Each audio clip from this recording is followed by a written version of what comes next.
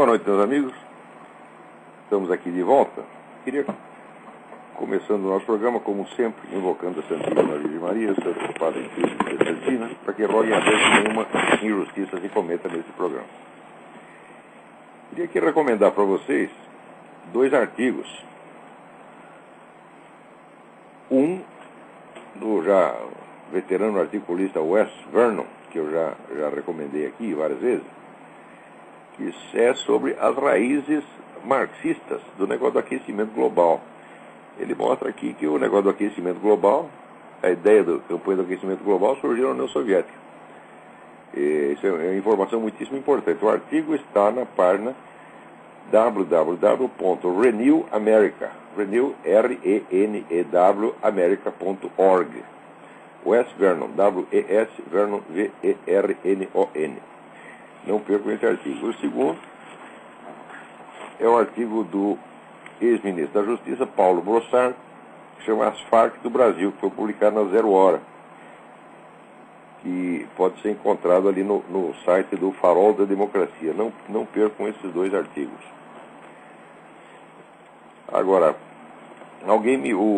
aí o Eduí do Brasil me manda aqui a entrevista que saiu na revista Veja, com esse matemático John Allen Paulos, que publicou aí um livro chamado Irreligion, né? Então é mais um livro descendo cacete na religião com base na autoridade adquirida por um diploma, né, de ciências naturais, no caso de matemática e física. O nego estuda matemática e física e acha que isso o habilita a falar de religião. Isso aí já está virando um vício, né? Mas esse aqui, na verdade, é o pior de todos, porque ele é apresentado aqui pela Veja como um sujeito que, em vez de ele atacar a religião com violência, como fazem Christopher Hitchens e Richard Dawkins, né, ele vai de maneira mais amena, fazendo gracinha, etc, etc. Né? Então, olha, que diferença faz? Se é para mentir, tanto faz você mentir com raiva ou, né, ou mentir dando risada, a merda é a mesma. Eu não li o livro do sujeito, mas nessa entrevista aqui, ele comete assim, o sujeito é professor de matemática e lógica, ele comete erros de lógica tão fantásticos aqui nessa breve entrevista, que não pode ter sido um erro de transcrição, assim, não pode ser. Né? É claro que eu vou comentar isso no artigo, mas só para vocês terem uma ideia, né, o sujeito diz assim, o repórter pergunta a ele, Pascal e Leibniz, entre inúmeros grandes filósofos do passado, eram matemáticos e eram crentes. Daí o Paulo responde, Leibniz tinha uma concepção muito particular de Deus. Como ele, muitos dizem acreditar em Deus, mas aquele em que creem não seria chamado de Deus pelo cidadão comum. As leis impessoais do universo, a beleza do mundo material, todas as coisas já foram chamadas de Deus. Se você definir Deus assim, bem, então Deus existe. Mas que porra é essa? Quer dizer que Leibniz chamava de Deus as leis impessoais do universo? Ninguém nunca leu uma linha de Leibniz. Como é que tem o cara de pau de falar uma coisa dessa? Né? E, em segundo lugar, ele adverte aqui que ele está tratando da religião fazendo abstração das tradições religiosas. Quer dizer, ele pega simplesmente a Bíblia, lê a Bíblia, né, literalmente, e prova que as afirmações da Bíblia tomadas literalmente não são logicamente sustentáveis. Quer dizer, isso é um empreendimento absolutamente pueril. Né? Ou seja, ele diz que ele confessa que ele está discutindo com as crenças do cidadão comum a respeito de Deus. Nós sabemos que a religião, vamos dizer, toda religião, é uma estrutura hierárquica, na qual, vamos dizer, o conhecimento de Deus começa pela periferia e vai se aproximando gradativamente, né, do centro, que é justamente aquele ao qual tiveram acesso, vamos dizer, os grandes representantes dessa religião, os grandes santos, os grandes místicos, né, e os grandes filósofos da religião. Isso quer dizer que a abordagem do cidadão comum é necessariamente periférica e necessariamente metafórica, é cheia de símbolos, é uma abordagem mais literária do que outra coisa. Tá certo? Nenhuma religião pretende que as crenças do cidadão comum a respeito dela própria sejam verdadeiras no sentido factual. Elas são alusivas. Né? Quando o crente diz assim, ele diz, por exemplo, minha filha estava doente, eu rezei, Deus a curou.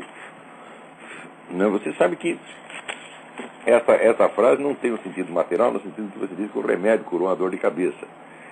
Não é bem assim. Quer dizer, para você desmembrar essa frase, Deus curou a minha filha, e transformar num significado material que possa ser comprovado ou impugnado, você precisaria fazer uma sequência de operações lógicas muito complicadas. Né? E é exatamente o que pode ser testado, o que pode ser discutido, não são jamais as crenças, né, metafóricas do cidadão comum, mas, vamos dizer, as teses formais em que a teologia dessa religião se expressa. Quer dizer, somente a teologia, a filosofia religiosa de alto nível podem ser discutidas. Agora, o sujeito foge disso e vai discutir o que não pode ser discutido, que são crenças meramente metafóricas, simbólicas do cidadão comum. Quer dizer, isso é um charlatanismo monstruoso. Isso é a mesma coisa que você querer impugnar a física baseado nas ideias de física do homem do posto de gasolina da esquina, tá entendendo? É a mesmíssima coisa. Quer dizer, se você pegar uma pessoa iletrada e perguntar para ela o que ela imagina que seja, né, a teoria da relatividade, a mecânica quântica, então ela vai, no máximo, vai te dar uma ideia metafórica. E daí você vai provar que essas ideias são falsas e, portanto, você acreditará que você impugnou, né, a mecânica quântica com a teoria da relatividade. É exatamente o que o sujeito está fazendo. Quer dizer, é um empreendimento de uma vigarice intelectual extrema e intolerável. Intolerável, quer dizer, o sujeito não pode ser perdoado por causa disso. E pior, é que ele sabe que ele está fazendo isso, porque ele diz, não, eu não estou levando em conta as tradições religiosas, eu estou apenas combatendo a afirmação literal. Ora, se ele sabe que a afirmação literal não representa a religião, mas representa apenas uma crendice popular em torno da religião, crendice que, note bem, não é contraditória com a religião, mas é a periferia dela, tá certo? O que caracteriza a religião é a capacidade que ela tem de unificar desde as pessoas do mais alto nível intelectual até o povão num corpo de crença, mas esse corpo de crença é compreendido de maneira diversificada por essas várias camadas de crentes, né? Que começam lá com São Tomás de Aquino e Leibniz e vão descendo aí até o seu Zé Mané, né? Então ele vai pegar, o Paulo pega as crenças do Zé Mané, derruba todas com a maior facilidade, evidentemente, e acredita que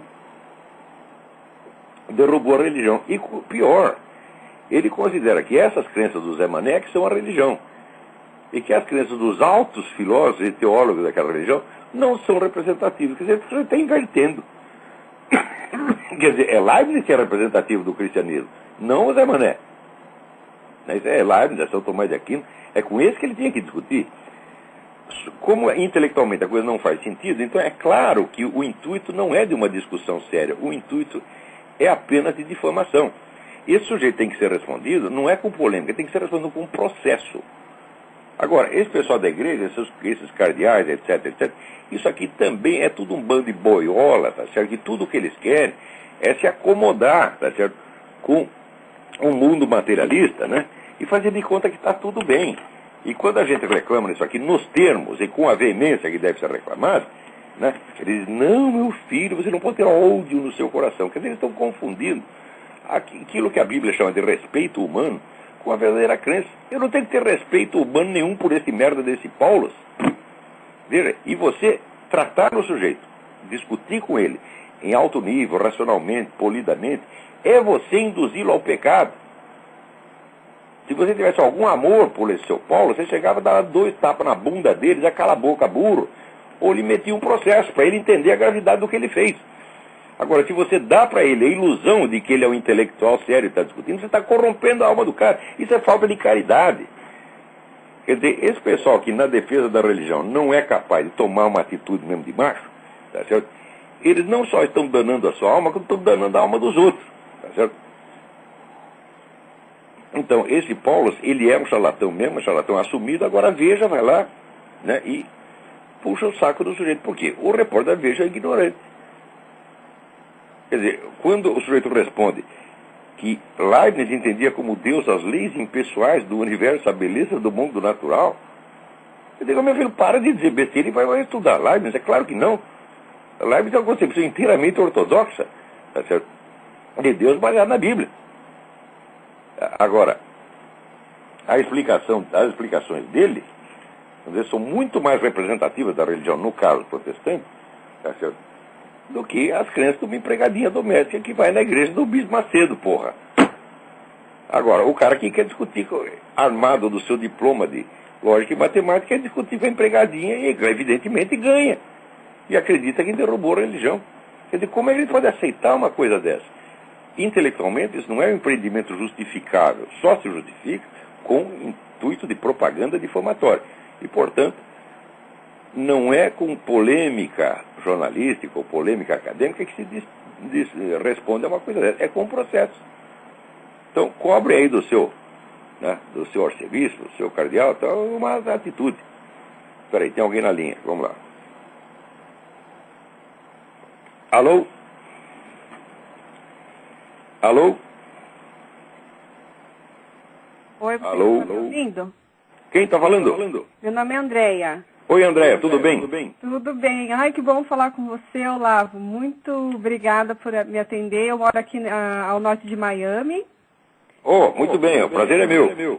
E eu tenho acompanhado um pouco do seu trabalho e, poxa, estou muito orgulhosa de ter pessoas como você, com um pensamento crítico, mas ao mesmo tempo construtivo para o Brasil. É porque no Brasil o que eles chamam de pensamento crítico é dizer amém para eles. Né? É, verdade. Eu queria só dizer uma coisa, duas coisas. Eu tenho um sonho, né, que se Deus existe, eu tenho certeza que um dia ele vai realizar esse sonho para mim, que é de dar a cidadania cubana para o Lula e jogar ele em Cuba por uma semana falando espanhol como se ele fosse um cidadão cubano, para ele ver como é difícil a vida do povo cubano.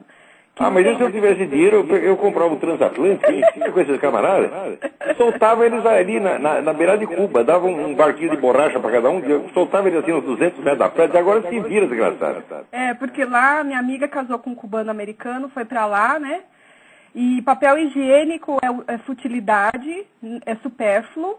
Eles não têm fogão, eles usam fogareiro para fazer comida, e a comida deles é baseada em mandioca, arroz, e quando tem carne, assim, eles dividem entre a vizinhança. O negócio que pergunta para ela vai dizer, pergunta para ela como é que chama gilete em Cuba. Chama lá as lágrimas del hombre. Ele está fazendo a barba e chorando. Né? Ele está fazendo a barba com a mesma lâmina faz 3 anos. E ela voltou aqui para os Estados Unidos. Por isso quando ela voltou, barbuda, entendeu? Ela voltou aqui para os Estados Unidos e beijou o chão do aeroporto. Que ela falou assim, mas é para fazer tudo mesmo. É a terra abençoada. E aquilo foi horrível. E uma outra amiga que aqui, ainda bem que aqui nos Estados Unidos, aqui nessa região do sul da Flórida, dá para conhecer gente de vários lugares do mundo. Eu conheci uma pessoa da Geórgia, lá no sul da Rússia, né, naquele país ao sul, e que foi criada no regime comunista. E a mãe dela é médica cirurgiã, trabalhou a vida inteira em hospitais. Ela é aposentada hoje com $8, o equivalente a $8 por mês. Olha aí que maravilha. Eu sugiro que aposente o Lula com $8. E ela tem que trabalhar de babá para poder ajudar a pagar as contas. $15? O que você acha para a aposentadoria do Lula? Olha, isso seria maravilhoso, porque ele ficou sem dedo e ficou encostado lá, né? O Lula trabalhou 2 anos aqui. Agora é o seguinte, o Lula ainda é melhor que o Barack Obama, porque o Barack Obama nunca trabalhou. Nunca. Ele só foi ativista a vida inteira. É verdade. Ele é o Lula americano. É verdade. Um pouquinho mais moreno. Pois é. Agora, a candidata fala, tem candidato negro. O meu candidato, que é 2 vezes mais preto do que o Obama, que é o Alan Keyes, todo mundo boicotou. Era o melhor candidato que tinha. Uhum. Todo mundo boicotou, porque o sujeito não só é conservador, como é um homem honesto, e é um erudito, é um filósofo do direito, um cara importante. Todo mundo boicotou. Todo mundo quer o quê? Um incompetente, mentiroso, salafrário, que possa ser manipulado por dinheiro de Jorge Soros, essa gente toda. É isso que eles querem lá. É verdade. E mais uma pergunta, agora uma pergunta para você. Por favor. Que eu vi que você fala bastante contra o aborto e tal, e eu percebi que eu fui num dentista e ao lado tinha uma clínica de aborto. O que eu percebi lá é que a maioria das pessoas que iam lá fazer aborto estavam parados muitos carrões, né, Mercedes, tal, a maioria mulheres de 35 a 40 anos, tal. Agora, dizendo no caso do Brasil, por exemplo, né, que muitas meninas também ficam grávidas, tal, e quando a criança nasce, geralmente o pai desaparece. O que você acha? Que também o Estado ou o governo deveria não só Olha, o que eles alegam é que aborto ilegal é muito perigoso, porque morrem milhares de mulheres, dezenas de milhares de mulheres todo ano, etc. Quando foi ver no SUS, na estatística do SUS, sabe quantas mulheres morrem em aborto ilegal no Brasil por ano? 7 ou 8. E cada dessas 7 ou 8 nós vamos matar milhares de bebês? O que é isso? É verdade. Agora, esse ministro temporão, né? O prematuro, sei lá, esse sujeito é um mentiroso, salafrário, vigarista. Se encontrar ele na rua, dou-lhe uma cuspida na cara. Diz que não deve fazer isso, que o cuspe ainda serve para colar selo. Porque eu fui repórter de uma TV sem expressão em São Paulo e vim para cá justamente por andar nas ruas de São Paulo e nas cadeias, né? Como é triste. Então, eu acho que tudo bem contra o aborto, mas deveria ter mais oportunidade de educação para essas crianças, né? Para essas mães. E essas crianças, sem que elas fiquem como as daqui, que o pessoal fica pendurado no Social Security agora, ninguém quer trabalhar. Porque pois isso aí é uma delícia, acho que eu também quero, viu? Vou entrar na fila do Social Security aí, fica lendo jornal o dia inteiro. Aqui perto de casa tem é cheio de gente. O problema dos Estados Unidos é o contrário do Brasil, essa sociedade aqui é boa demais e corrompe as pessoas.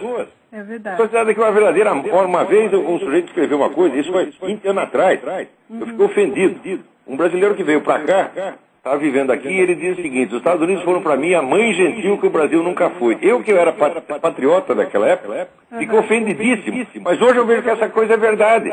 É verdade. Aqui você chega, tem os braços de uma mãe esperando você para ver. O que você precisa, meu filho? Está precisando de escola, precisa de assistência médica, de ajuda. Está todo mundo querendo ajudar você. No Brasil, nós estamos todos querendo ferrar com você. O governo ferrar mais um pouco, ainda tomar 40% do que você ganha em imposto. É verdade, é verdade. Então, não vou tomar mais seu tempo, mas muito obrigada, Olavo. Obrigado eu pelas outras perguntas. Adorei. Informação. Obrigado. Obrigada, tchau. Tchau. Agora, voltando ao assunto da semana passada, que é aquele problema do artigo que eu escrevi sobre Fritjof Schwann e René Guénon, né? Aqui o professor Antônio Araújo, ele insiste no negócio. Ele diz o seguinte: continua achando a afirmação do Olavo de Carvalho naquele artigo excessiva. Se há algum flanco da igreja suscetível de um ataque cultural e religioso islâmico, esse não é o flanco tradicionalista representado por Monsenhor Lefebvre. Justamente o modernista, filho do Vaticano II, que é ecumênico e aberto a influência religiosa variada.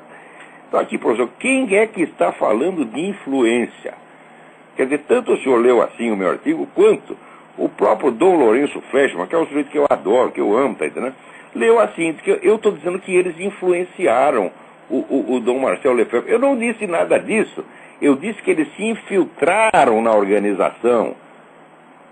Isso é outra coisa completamente diferente. Infiltrar significa o seguinte: o sujeito está lá disfarçadinho, ninguém sabe o que ele está fazendo lá.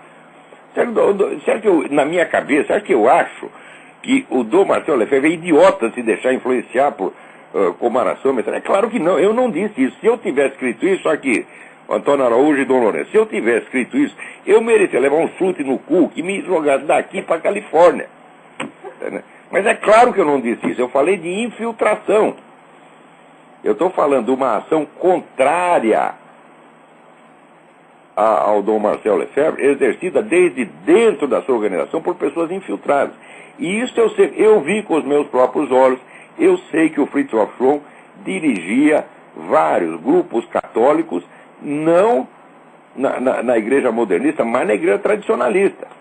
Se quer saber, procura esse seu Mateus Sampaio Soares de Azevedo, tá certo? Que está toda hora na missa, com o terço, e Nossa Senhora, não sei o que, e seguindo o Schwann. Não tá mais seguindo, o Schwann morreu. Tá certo? Mas ele não está seguindo o Schwann, está seguindo outro. Então está trabalhando por uma organização islâmica dentro do movimento tradicionalista.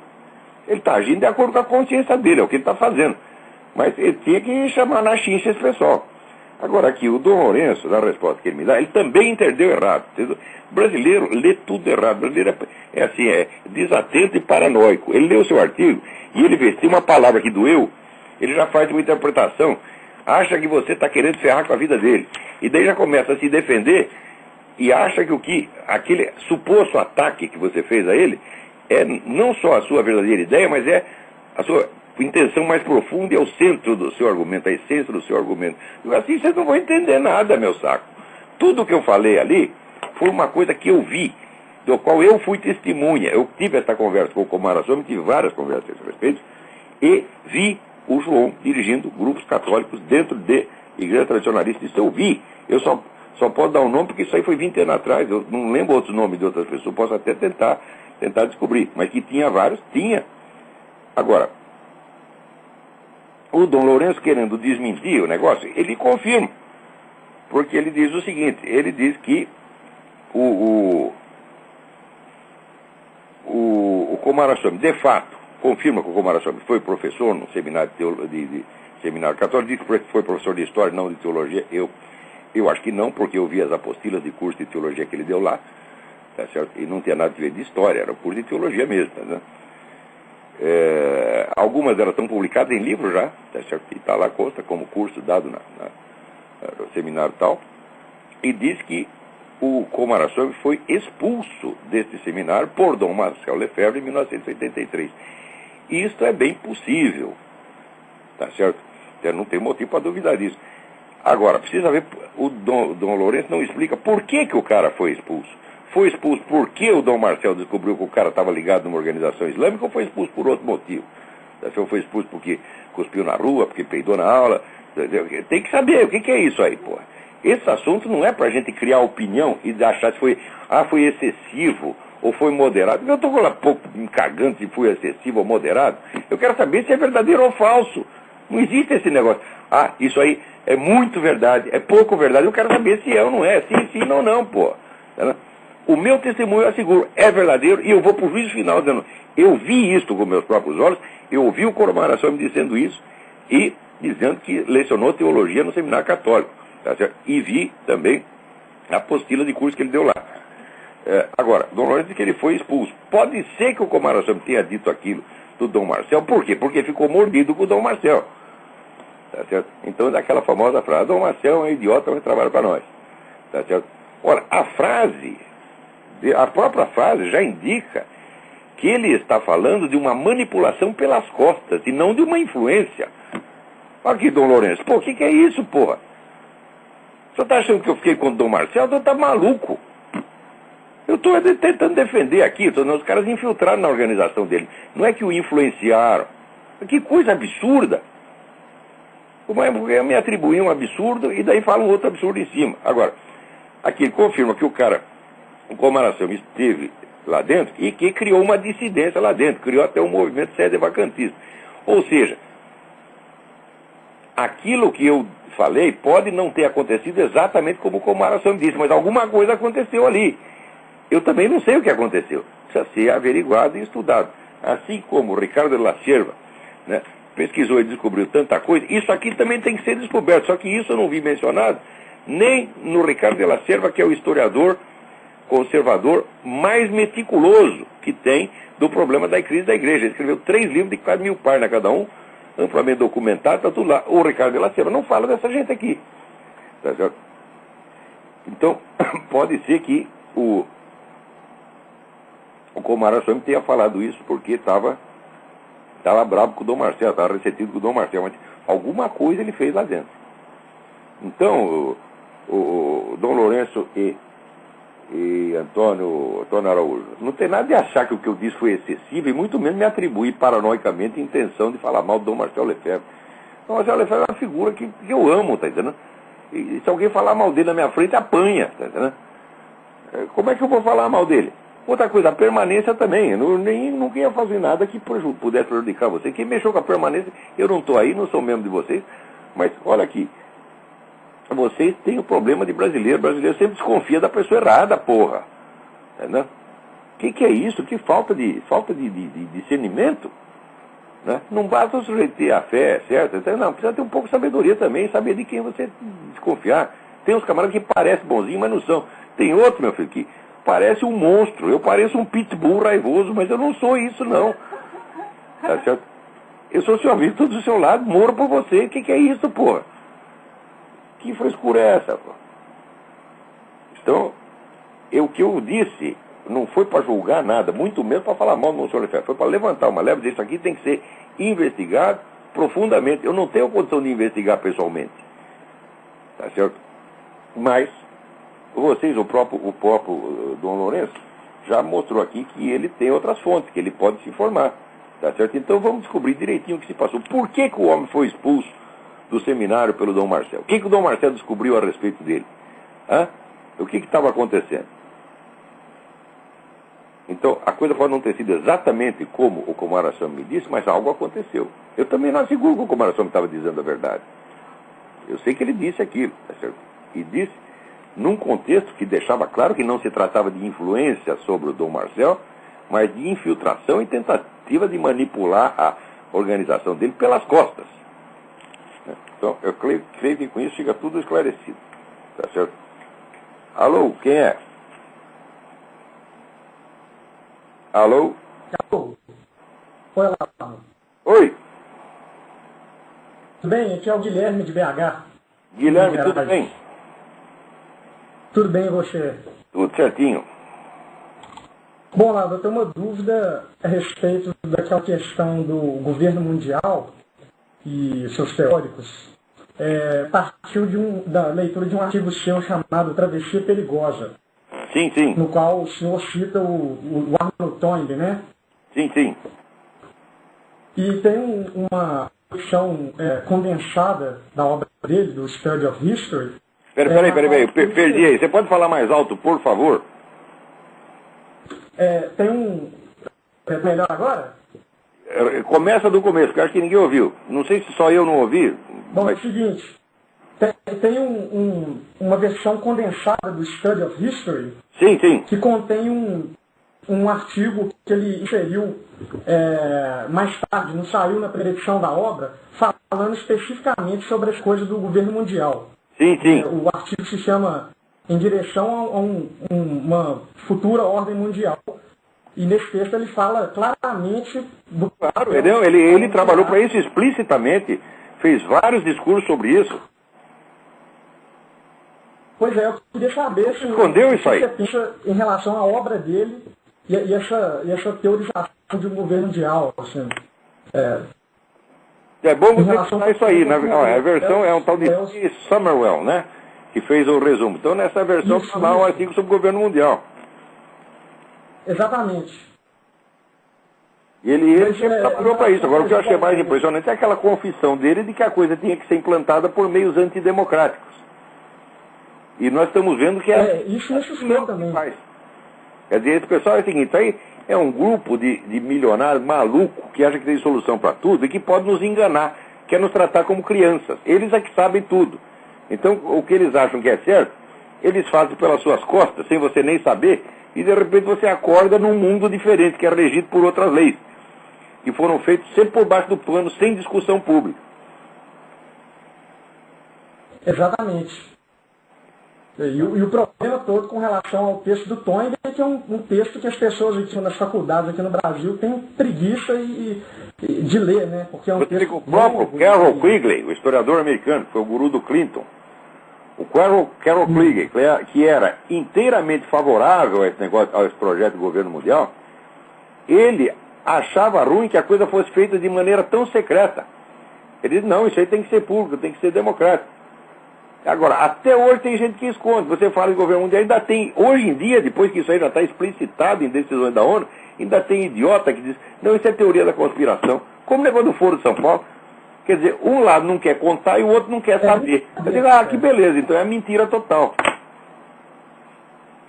Mas eu queria saber especificamente, não ficou muito claro para mim, se o senhor é a favor, assim, há como evitar essa implantação desse governo mundial ou não? Eu não sei se há. Ela inevitavelmente será implantada. Eu não tenho a menor ideia se há. Mas não deveria ser implantada por meios antidemocráticos. Não, eu acho que de qualquer maneira as nações existem outra coisa. É claro que existem alguns problemas de ordem global que são mais facilmente resolvidos em escala global. O problema de comércio internacional, o comércio internacional é, por definição, um assunto global. Tá certo? Porém, existem outros aspectos que a gente não pode deixar de levar em consideração. O primeiro é o seguinte, num governo mundial desaparece o direito de asilo, que é uma das bases da democracia e vamos dizer, uma defesa indispensável para a liberdade humana. Atualmente você tem um problema num país, você corre para outro. Agora, se só tem um governo, você vai correr para onde? Para a Lua, para Marte, para a puta que eu pariu? Como é que vai fazer? A extinção do direito de asilo é uma monstruosidade, Note bem que o atual Tribunal Penal Internacional, ele já eliminou isso. Esse é o segundo problema, que existe um negócio que chama jurisdição territorial. Jurisdição territorial quer dizer, você só pode ser julgado pelo juiz do local onde foi cometido o crime. E se você está num outro país, você não pode ser julgado, a não ser que haja um outro processo, um acordo de extradição, tá certo? E você seja ali entregue para aquele juiz. Agora, o Tribunal Penal Internacional, não. O juiz, esteja ele onde estiver, ele manda prender qualquer um, em qualquer ponto da face da terra. Quer dizer, você perde essa salvaguarda elementar dos direitos humanos, que é a jurisdição territorial. Então, só por esses dois aspectos, eu acho que esse negócio de governo mundial é uma péssima ideia. Né? Que só rico, louco é que poderia ter essa ideia. Porque tem muita ideia idiota que a gente não tem, porque a gente não tem dinheiro para realizá-la. Tá entendendo? Graças a Deus, Deus limita o nosso orçamento, de maneira que a gente não possa realizar toda a merda que está na nossa cabeça. Mas tem cara que não tem isso. Tem merda na cabeça e tem dinheiro suficiente para realizá-la. Esses caras são um perigo para a humanidade. Eu acho que já está na hora de pegar esses camaradas e mostrar tudo o que eles têm feito, juntar tudo isso e mover um processo contra eles. Quer dizer, por quê? Para que eles sejam responsabilizados pelas consequências dos seus atos.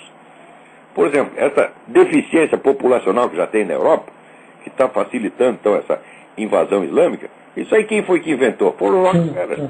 No Brasil está cheio de gente, entre os liberais, rapaz, entre os liberais, é um negócio incrível, que acreditam piamente que tem que fazer controle populacional. E não perceberam que a coisa já deu errado, já é catastrófica, tá certo? E é uma das grandes causas de enfraquecimento do Ocidente. Entendeu? Agora...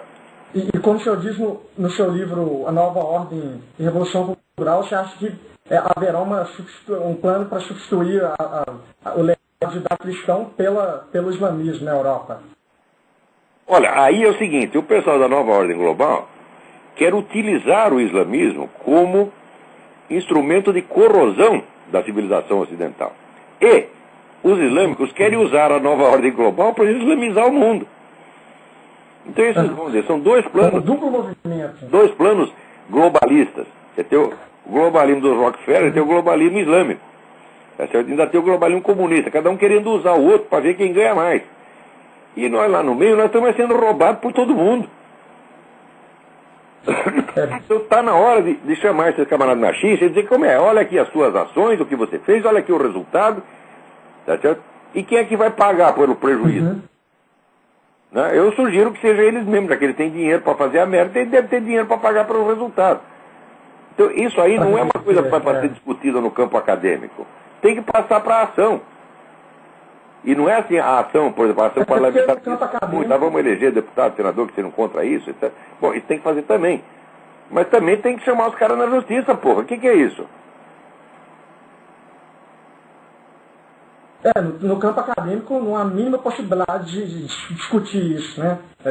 Eu, como estudante universitário aqui de história, isso fica muito claro. Você tenta colocar os assuntos em debate e todo mundo te ignora, te chama de conspiratório, alguma coisa desse tipo. Mas é isso aí, você inventa um carimbo, um rótulo imbecil, que eles tiraram do filme, tem o filme do Mel Gibson, Teoria da Conspiração, e usa o carimbo, quer dizer, tudo que ele sabe a respeito é o título do filme. E a gente ainda vai querer discutir com esses idiotas, fala, olha, eu estudei o assunto, você não, vai tomar no seu cu. Você está entendendo? Você senta e escuta. Aliás, não tem nada que discutir. Esses caras acham que pode discutir. Não vai discutir nada, senta e escuta, idiota. É isso que tem que fazer, aprende. Agora, não adianta você tentar. Agora, eu sei que estudante fica meio inibido, tá entendendo? Porque é jovem. Então, tenta provocar discussão. Fala, não é nem questão de discutir, tem que ensinar para esses caras. Eles não sabem nada. A bibliografia existente é enorme, eles nunca leram nada. Nem o livro do Carol Quigley eles leram. Então como é que eu vou discutir com ignorante total? As bibliotecas fornecem essa bibliografia enorme. Senta aí, cala a boca burra e aprende. Tá, assim, o professor no Universitário do Brasil, todos, sem exceção, para mim é tudo moleque, tá entendendo? 99% desses camaradas eu não aceitaria como meus alunos, porque não estão qualificados para ser meus alunos. Eu sei, qualquer aluno meu com 2 anos de estudo, dá uma surra nesses caras, tá? Qualquer um. Então, que autoridade tem eles? Um papelzinho assinado por outro ignorante igual a eles? O que é isso? Não faz sentido. Mas o Bruno Tolentino dizia, não, nós precisamos te dar um diploma honoris causa pela USP. Eu falei, você tá louco, Bruno? Quem é que vai assinar meu diploma? Isso vai ser um cheque sem fundo. Chega lá, O Quartinho de Moraes vai assinar que eu sou filósofo e enfia o papel no cu, porra. O que é isso? Eu sou filósofo e eles não. Isso é um bando de charlatão, de vigarista. Eu não tenho autoridade nenhuma. Eu tenho autoridade do meu conhecimento, do que eu estudei, do que eu sei. Só tenho essa, não tenho mais nenhum. Eu não sou doutor, não sou reitor, não sou senador, não sou ministro da República. Eu só sou o cara que está falando que 2 mais 2 é 4. Quem diz que 2 mais 2 é 4, qualquer um que diga que 2 mais 2 é 4, diz isso com a autoridade divina. Você está entendendo? Então, a verdade tem uma autoridade inerente. É essa que eu estou apelando para essa. Agora, eles, como não têm essa, eles precisam de outra. Compreendo. Bom, era essa a dúvida. Eu não se intimida desses caras, não. Manda logo tomar no cu, porra. Tu não intimida. Leva um monte de papel, prova o que você está falando. Você tem que fazer que nem um amigo meu, Antônio Donato. Antônio Donato fez estava lá estudando educação, né? E ele está fazendo uma tese de mestrado. Né? O que ele fez? Ele fez uma tese de mestrado de 1000 páginas. Né? Só a bibliografia dele já era 3 vezes maior do que qualquer tese de mestrado. Chegou, botou aquilo em cima da mesa, o que os caras fizeram? Ficaram aterrorizados e aprovaram sem fazer nenhuma pergunta. Porque falaram, não, vamos fazer pergunta para esse cara, ele vai nos fazer passar por idiota aqui, então é melhor a gente aprovar logo. Então foi assim, a intimidação. Foi uma maravilha isso aí. É assim que a gente faz, tem que fazer 1000 vezes mais do que os caras e não pode respeitá-los, não. A gente tem que... Você respeitar quem não merece respeito é um insulto àqueles que merecem. Quer dizer, como é que eu vou aceitar chamar de filósofo um merda como esse Quartinho de Moraes? Mentiroso, vigarista, filho da puta. O que é isso, porra? O dia que eu fizer isso, eu estou cuspindo em Platão, Aristóteles, estou cuspindo no Mário Ferreira dos Santos, estou cuspindo no Miguel Reale, estou cuspindo nos filósofos de verdade. Esses caras não são filósofos, não. Os caras são uns bacharéizinhos de merda. Se dizem filósofos, muitos nunca leram, né? Os próprios filósofos. Então, não lê nada. Cada vez que a gente testa os caras, é assim, aquilo é um balão cheio de gás, só tem gás dentro. Isso é um gás intestinais, é peido em estado puro. Tá, é isso que tem dentro, é o conteúdo deles, é isso, porra. Cada vez que você fura, sai, estoura e sai, né, um odor fecal no ambiente. Cada um desses que eu testei era isso, só tinha peido por dentro. Eu não quero tomar seu tempo aí mais não, deve ter mais gente querendo ligar. Não, aqui temos notícias. Eu tenho até outras dúvidas, eu volto a ligar nas outras semanas. Tá bom. Muito obrigado pela atenção e vou continuar lendo aí seus textos e tentando fazer esse combate aqui, aqui em BH. Então falou, fica com Deus. Agora aqui tem uma notícia importantíssima. Aqui. Vejam lá, http://web.israelinsider.com. Quem agora está confirmando que o Barack Obama era muçulmano não é apenas um colega dele. Todos os colegas de escola já confirmaram. Agora é o irmão dele. Eu estou dizendo para vocês, esse sujeito é fake. Tá certo? Toda a vida dele é uma falsificação. O cara é uma nota de $32, tá entendendo? Quem aceitar isso aí vai se ferrar. E note bem, agora, essa puxação de saco que se faz do Obama no Brasil, que está aí, Caetano Veloso, até o Ali Camel, né? Todo mundo achando bonitinho. Por quê? Porque eles pegam só o discurso de campanha do cara e acham que conhece ele pelo discurso de campanha. Eu digo, não é assim, você tem que ver uma vida inteira. Entendeu? Um político não é um livro, meu Deus do céu. Ele não está pedindo a presidência para o livro dele, está pedindo para a pessoa dele. Então você tem que saber o que ele fez durante a vida. Agora, a vida do Barack Obama é assim, é uma coleção de alçapões, de subterfúgios, entendeu? De cortinas de fumaça. Não se pode eleger um sujeito desse para nada. Se eu quero se apresentar para assim, olha, eu quero ser presidente da Exxon, quero ser presidente da General Electric. Os caras vão querer saber qual é a vida dele. Agora, para ser presidente dos Estados Unidos, não precisa. Né? Agora, então, ele devia ser candidato para o presidente do Brasil, porque o brasileiro gosta de ser enganado, né?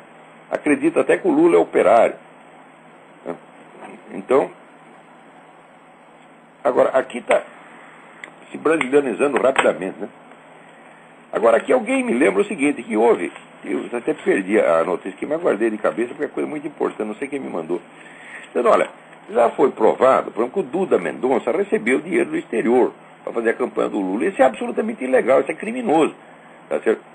Isso aí já é motivo suficiente para o impeachment do Lula. Isso aí já está mais do que provado e não acontece nada.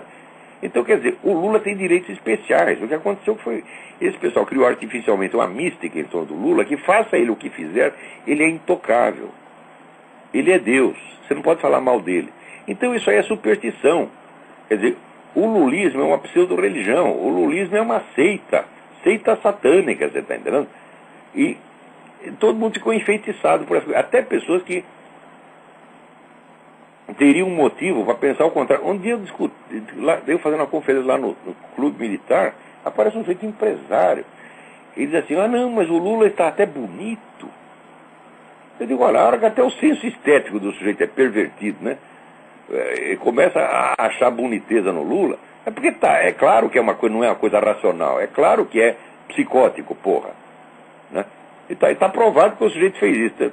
A campanha dele foi feita por meios ilegais. É claro que ele não pode ficar na presidência nem um minuto a mais. Outra coisa, essas pesquisas que dizem que tem 60%, 70% de aprovação. Olha, eu acreditava, agora já não acredito mais, porque não é possível o sujeito tão popular assim, todo lugar que vai é vaiado. Ele e os cupincha dele. Não é possível, se o sujeito é tão querido pelas multidões, deveriam dar beijinho nele. Tá certo? E em vez de beijinho, está todo mundo lá a fim de dar-lhe um pé na bunda. Né? Isso é que a gente vê. Né? Não podendo dar o pé na bunda, pelo menos você vai. Né? Peraí, tem mais alguém na linha. Alô, quem é? Boa noite. Olá, aqui é Carlos, de Portugal. Carlos, tudo bem? Como vai aí a Santa Terrinha? Tá de mal a pior, mas talvez o referendo da Irlanda dê alguma esperança e abra o olho do povo. Pois é, rapaz, mas aí é referendo assim, eles fazem o referendo, daí quando eles não gostam do resultado, faz outro, até alcançar o que eles querem. Daí dizem, esse é definitivo. E o pessoal da União Europeia também é muito vigarista. O tom agora dos eurocratas mudou, agora estão assim mostrando os dentes em relação à Irlanda. Antes falavam em paz, amor, união, agora começam a falar em retaliação. Mas quem vai acreditar? Olha, quem inventou essa coisa toda foi o Gorbachev, isso aí foi inventado diretamente no Comitê Central do Partido Comunista da União Soviética. É que nem o livro do Joseph Story, que chama O Coletivo da União Europeia. Isso é um bando de comunistas, filha da puta, aliado com outros banqueiros, mais filha da puta ainda. Entendeu? E a Europa inteira está caindo nesse negócio. Pois é, eu falo com o pessoal do Anatoly Golitsyn, de muita gente, e aqui o pessoal... E ouve falar que esses aí contrariam o consenso, fogem logo disso, isso é teoria da conspiração. Não, com o tempo, essas coisas que ele está falando, vai tudo se comprovar. O único problema é o seguinte, a gente dá o aviso, agora as pessoas não querem, quando elas vão perceber, aquilo vai ser muito tarde. E daí não vão poder fazer nada, mas o nosso dever nós cumprimos. Eu já estou preparando a fuga. Dirigir a história do mundo, eu não posso fazer isso, eu só posso dar o aviso. E você deve pensar a mesma coisa. Cumpra a sua parte, tá certo? Cumpra o seu dever. E agora, o mundo, se o mundo quiser ir para as cucuia, que vá, você está entendendo? A gente não deve ficar chateado por causa disso mesmo. Olha, eu fiz a minha parte, quando morrer, eu saio daqui limpo, não totalmente limpo, porque alguma merda a gente sempre faz.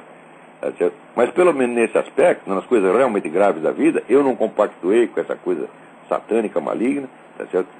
Como dizer, eu combati o bom combate, então aí vamos sair um pouco mais livre do que entramos, né? Pois é, Olavo. A Bíblia diz, nós nascemos entre fezes e urina. Agora, bom, pode nascer entre fezes e urina, mas também não precisa morrer entre fezes e urina, porra. Tem razão.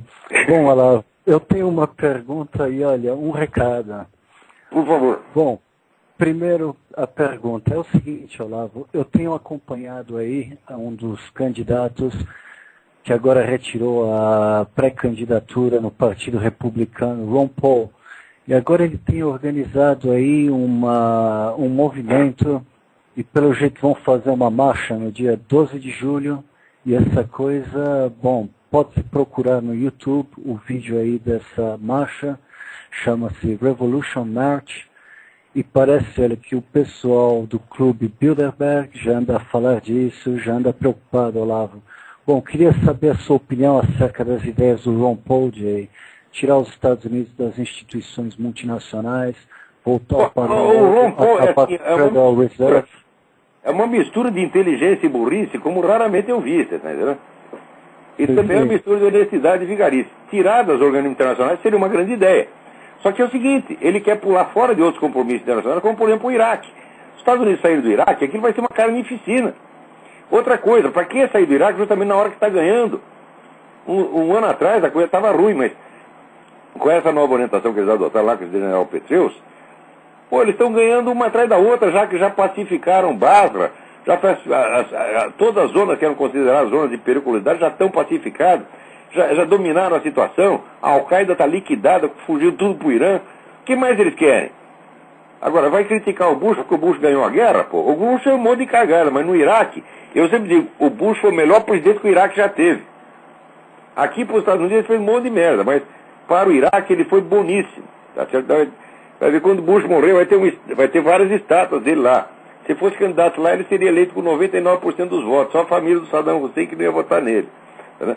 Então, como criticar o sujeito pelo que ele fez no Iraque? Ele fez a coisa certa. Ele tirou de lá um tirano que já tinha matado 300 mil iraquianos. Destruiu um regime tirânico sangrento, colocou a democracia que está funcionando. O que tem isso de errado, porra? A economia do Iraque já está em franca recuperação, o Iraque está enriquecendo, o dinheiro iraquiano, que esqueci como é que se chama, que é o dinar, já está... Bom, Olavo, em relação a essa pequena questão, e bom, depois eu termino, eu estou em desacordo com essa visão em relação ao que pensa o Ron Paul da guerra, pois me parece que a oposição dele é muito mais a nível intelectual de não concordar com essa ideia neoconservadora que no fundo é revolucionária de... Sem dúvida. Aí ele está certo, pois aí a parte errado tiraram... Bom. Sim. Tudo bem que em nome de uma ideia errada tiraram de lá um assassino. No fundo, utilizou-se as armas do diabo para... É uma situação extremamente ambígua. Sim. Eu acho que o julgamento moral, assim, 100% não cabe no caso, porque a gente tem que levar em conta a relatividade das coisas humanas aí. Quer dizer, pode ter sido dentro de um planejamento total maligno, mas aquela ação em particular, dentro desse plano, ela foi boa. Nós não podemos jogar fora a criança com a água do banho, está entendendo? Nós temos que combater o globalismo, mas não podemos, por causa disso, renegar o que foi feito de bom no Iraque. Sim. Os iraquianos vão ficar contra nós. O que você tem contra nós? Quer que o Saddam Hussein volte aqui, pô? Os netos do Saddam Hussein vêm aqui mandar essa coisa de novo? Agora, você tem razão quando você diz que esse negócio neocon é totalmente revolucionário. Eu também acho. Eu não sou um grande apreciador. Lendo uma obra indicada pelo senhor. Eu não sou um grande apreciador do Léo Strauss, não. Léo Strauss entendia muito de filosofia antiga, mas do mundo moderno não entendia nada. Bom, lendo uma obra indicada pelo senhor, aquela do Rabino Marvin Antelman, eu pensei muito acerca da história dos neoconservadores e realmente é muito suspeita. Eu acho ali a mentalidade revolucionária mesmo. Sim. É uma mentalidade revolucionária de gabinete, tá certo? Mas é a mentalidade revolucionária. Tudo bem. Bom, Olavo, então, olha, eu acho que eu já fiz demasiadas questões e observações. Olha, eu lhe desejo sucesso. E, bom, quando tiver mais questões, volto a telefonar. Um grande abraço, Olavo. Muito obrigado. Então, vamos lá. Aqui o Luiz... Aqui o Romero, de Vitória, Espírito Santo, pergunta assim, o que eu tenho conseguido aqui no objetivo de conscientizar os americanos a respeito de quem é Lula e o PT. Olha, conscientizei um bocado de americanos, tem que sair tudo que eu falei, todo mundo sempre concordou, mas o problema é o seguinte, é que um sujeito falar a verdade, todo mundo concordar, não adianta. Quer dizer, aqui precisava ter muita gente atuando para esclarecer isso aí. Agora, eu sei que isso não chegou no governo federal. Chegou, foi rejeitado. Quer dizer, o Bush está apaixonado pelo Lula. Né? Então aí não tem jeito. Né? E quer dizer, vai lá, a Condoleezza Rice dança com o Olodum e eles acham que isso aí é a perfeição das relações americanas, né? Relações Brasil e Estados Unidos. Eles não têm ideia do anti-americanismo brasileiro e, sobretudo, o governo aqui não... É o governo do Departamento de Estado. Agora, o pessoal no Brasil tem uma ideia muito errada do Departamento de Estado. O Departamento de Estado aqui sempre foi esquerdista, sempre foi infiltrado e comunista, mas é um negócio impressionante. E no Brasil ninguém sabe. E são os funcionários de carreira, quer dizer, não adianta nem trocar o secretário, precisaria trocar a folha de pagamento inteira. Né? Agora aqui, o Luiz César Andrade me pergunta o seguinte: o senhor define paralaxe cognitivo como o desvio do eixo do pensamento e da prática, daquele que vive em cima da situação de descoberta e conhecimento. enunciando um resultado diferente daquilo que se passou na prática. Diante disso, eu não acho que a paralaxe cognitiva não afetaria a cultura brasileira, já que tudo que os brasileiros almejam, na verdade, é um engodo, uma mentira, que todo pensamento brasileiro passa por nobre, mas na verdade é mesquinho e torto. Eu acho que você tem toda a razão. Esse fenômeno da paralaxe cognitiva, ele é característico da modernidade. E se você pegar toda a cultura brasileira, ela é o quê? Ela é um resultado periférico da modernidade. Quer dizer, tudo que está antes da modernidade jamais entrou na cabeça do brasileiro. Jamais entrou na cultura brasileira. Não tem função na cultura brasileira. Ou seja, Platão e Aristóteles não entraram na cultura brasileira até hoje. Né? Se você procurar, tinha aí uma tradução do Platão, feita pelo Carlos Alberto Nunes, foi publicado pela Universidade do Pará e desapareceu. Agora está voltando. Um país, se começa um país traduzindo Platão e Aristóteles. Aristóteles também não tem. Eu lembro assim, quando eu publiquei meu livro sobre Aristóteles, que foi 96, eu escrevi 96, 97, fazia 30 anos que você não tinha um trabalho importante sobre Aristóteles no Brasil. 30 anos de silêncio. Né? Quer dizer, para o Brasil só existe a cultura da modernidade. Então a modernidade para ele é tudo. A modernidade para ele é o mundo. Então o mundo começou na Revolução Francesa, na cabeça do Brasil. Tá certo? E eu sugiro que você leia a respeito disso o famoso livro do Mário Vieira de Mello, Desenvolvimento e Cultura, quer dizer, o problema do estetismo no Brasil, que foi justamente a herança que nós pegamos aí com o pensamento da Revolução Francesa. Julga as coisas por categorias estéticas. Então, de fato, é tudo fingimento, é tudo palhaçada, é tudo o contrário do que as pessoas dizem. A moral do brasileiro é uma moral invertida, mas invertida mesmo. Quer dizer que aqui, por exemplo, a gente vê que as pessoas se ajudam muito uns aos outros, todo mundo faz trabalho voluntário, 50% dos americanos fazem trabalho voluntário, e os outros, todo mundo contribui para alguma coisa, estão sempre querendo ajudar os outros. No Brasil ninguém quer ajudar ninguém. Agora, se você fazer uma campanha na televisão, aparece o Jô Soares, o Hélio Camargo, né, pedindo dinheiro para não sei o quê, chove dinheiro. De que é isso? Né? E, sobretudo, esse negócio de querer fazer caridade com o dinheiro do governo que foi, né, extorquido do próprio povo brasileiro. Então já é a mentalidade. O que eles chamam do bem é o que eu chamo do mal. Então você tem razão, quer dizer, esse não é tanto um problema de paralaxe cognitivo, o termo paralaxe cognitivo se aplica exclusivamente ao domínio das filosofias, da teoria científica, mas é um efeito social, um efeito cultural de uma longa contaminação de paralaxe cognitivo. O Brasil é um dos países que é vítima disso. Você tem razão quando você diz que você tem a impressão de que vive no mundo da lua. Eu digo, sim, a cultura brasileira inteira é um vasto sistema de alienação, você está entendendo? Quer dizer, e é incrível que se você lê, por exemplo, o Machado de Assis, o Machado de Assis já tinha percebido isso, que a vida brasileira é totalmente alienada. Porque nas histórias dele, todos os personagens se enganam a si próprios. Não é isso? Agora, o que o pessoal na época fazia, né? Aquela burguesia da época, lia o Machado de Assis, via perfeitamente que ele estava falando deles. O que eles faziam? Eles se corrigiam? Não. Badalavam o Machado de Assis e continuavam fazendo a mesma merda. Peraí, tem alguém na linha, vamos lá. Alô, quem é? Tudo bem?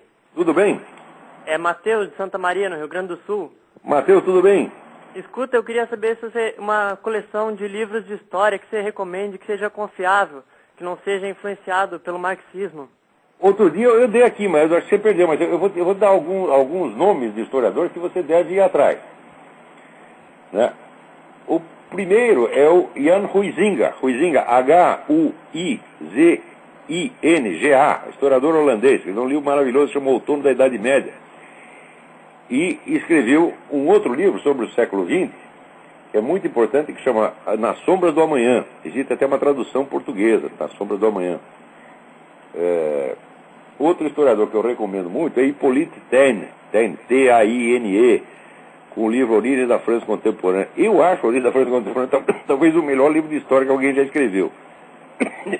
O volume de documentos que esse sujeito sozinho examinou para escrever a história da Revolução Francesa é uma monstruosidade que hoje, assim, o sujeito com um computador, com 10 assistentes, tal, não consegue estudar tudo aquilo. E o Taine sozinho, né, escrevendo ali com pena de ganso, conseguia fazer isso. Né? Um terceiro que eu considero indispensável é o próprio Jacob Burckhardt, que já é mais conhecido, historiador suíço, que escreveu a história da Renascença, foi o criador praticamente do conceito da Renascença, conceito que hoje a gente vê que está meio errado, mas que o livro ainda conserva o seu valor, né? Olha, eu vou trazer uma listinha, pegar a minha lista aqui, no próximo programa vamos ver se eu volto a isso. Eu tinha dado uma lista de 10 livros, tá certo? Mas é melhor pegar a lista e voltar a isso no outro programa. Então tá, obrigado, Olavo. Obrigadão, um abraço. Liberar o espaço. Tchau. Tchau. Bom, vamos lá, estamos aqui quase no fim, né? Agora aqui, você vê que saiu uma notinha aqui do Reinaldo Azevedo, dizendo que foram apreendidos 298 quilos de pasta de coca no município de Jutaí, no Amazonas. Um brasileiro e um colombiano foram presos. Vocês intuem que organização está por trás desses, digamos assim, comércio? Isso mesmo, as Farc. As companheiras dos companheiros. Pois é, as Farc estão aí, isso aí virou caso de mãe Joana. As Farc mandam nesse negócio, porra. E ninguém quer investigar isso aí. Ninguém quer saber, até a pessoa das Forças Armadas. Ninguém quer mexer, quer dizer, assim, sabe o negócio do 007 que tinha licença para matar? Esses caras têm licença para matar, roubar, traficar, fazer contrabando, eles podem fazer tudo, eles são intocáveis, quer dizer, eles conseguiram inocular na cabeça do brasileiro um complexo de inferioridade. Entendeu? E o complexo de inferioridade paralisante. Qual é o complexo de inferioridade? É o seguinte, vocês todos são maus, porque vocês são capitalistas. Nós somos a bondade humana, então você não pode levantar a voz contra nós. E todo mundo caiu nessa coisa, porra. Quer dizer, é nojento como é que um povo se deixa escravizar mentalmente desta maneira. Agora, aqui, falar de uma coisa boa, velho. O poeta Silvério Duque me manda aqui um soneto belíssimo que diz que foi feito em minha homenagem. Mas que coisa impressionante. O Silvério Duque é um homem de talento extraordinário. Esse sujeito ainda vai ser o Bruno Tolentino quando crescer, entendeu? Ele está indo num caminho muito bom. Tudo que ele faz é importante. Não vou dizer que esse soneto é importante, porque é meu respeito, tá certo? Mas eu vou ler aqui para vocês. Tudo é memória, e esse breve instante entre o delírio e o sonho, cada imagem morta resume a vida e sua aragem de ventos ásperos e extasiantes. Labirinto que sempre atravessamos, quanto mais nos perdemos, não importa onde termine, há sempre uma outra porta em que saudosos para trás olhamos e trazemos as nossas próprias sombras como um marulho num revoar de pombas ou um mistério maior à nossa frente. Porque há um fantasma em nós adormecido e entre tantos abismos revividos, só a visão de Deus é suficiente.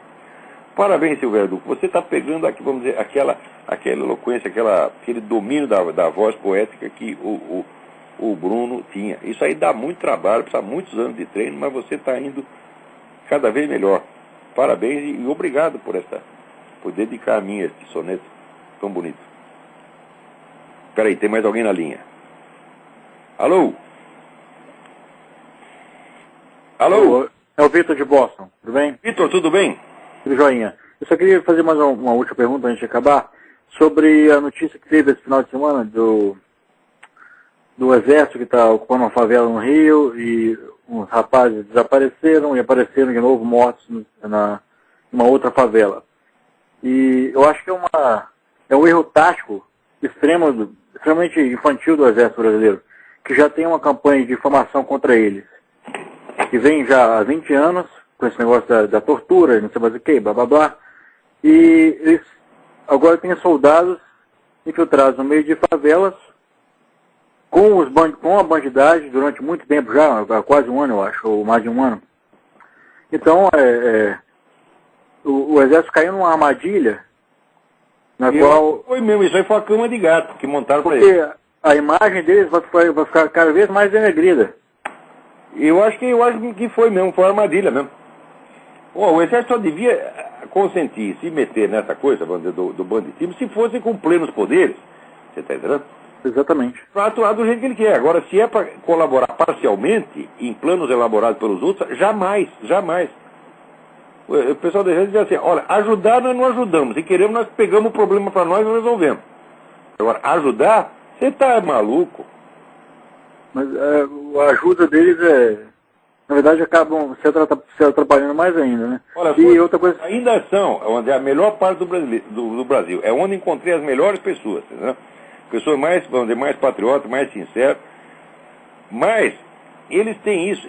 Eu acho que eles não conscientizam a verdadeira gravidade da situação.